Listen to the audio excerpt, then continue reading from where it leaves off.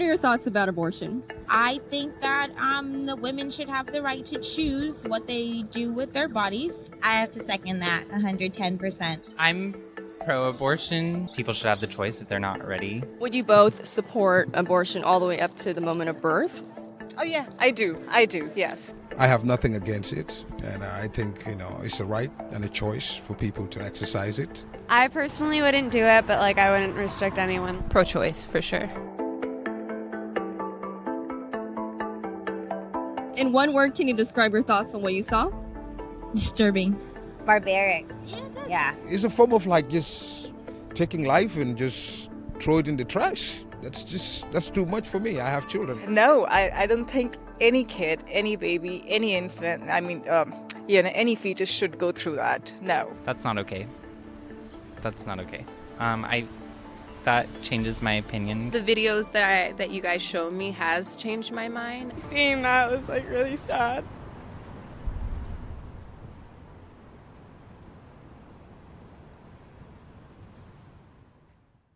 My name is Dr. Anthony Levatino. I'm a practicing obstetrician gynecologist, and I've performed over 1,200 abortions. Today I'm going to describe a second trimester surgical abortion called dilatation and evacuation, or D&E. A D&E is performed between 13 and 24 weeks of pregnancy. After administering anesthesia, the abortionist uses a weighted speculum, like this one, that opens the vagina widely. Because second trimester babies are so large, this greater access facilitates a late-term abortion. Late-term abortion requires that the cervix be prepared 24 to 48 hours in advance with laminaria. Laminaria is a type of sterilized seaweed that absorbs water over 8 to 12 hours and swells to several times its original diameter. Once removed, metal dilators can be used to further open the cervix as needed. Once the cervix has been stretched open, the suction tube is placed inside. A baby at 20 weeks gestation is as big as the length of my hand, from head to rump, not counting the legs. The suction machine is turned on, and pale yellow amniotic fluid surrounding the baby is suctioned out through the catheters.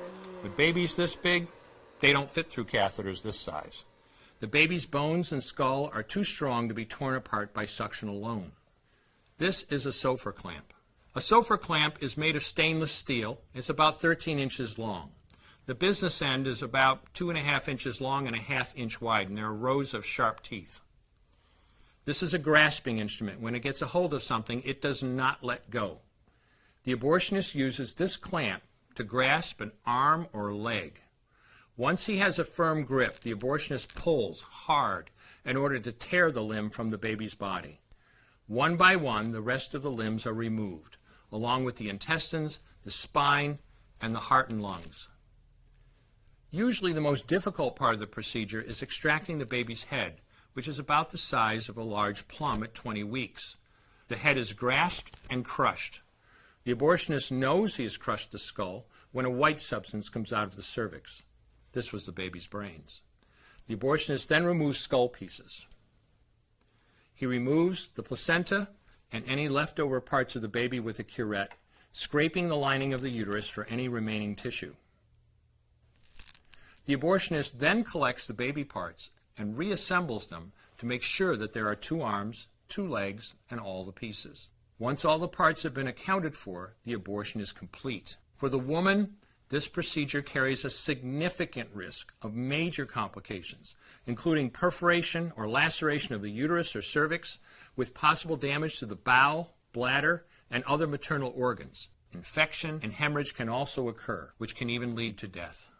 Future pregnancies are also at greater risk for loss or premature delivery due to abortion-related trauma and injury to the cervix. As I mentioned at the beginning, I'm Dr. Anthony Levatino, and in the early part of my career as an OBGYN, I performed over 1,200 abortions.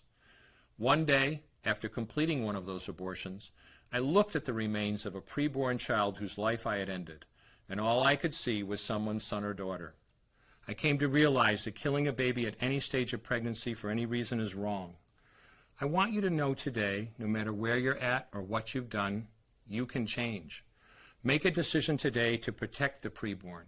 Thank you for your time.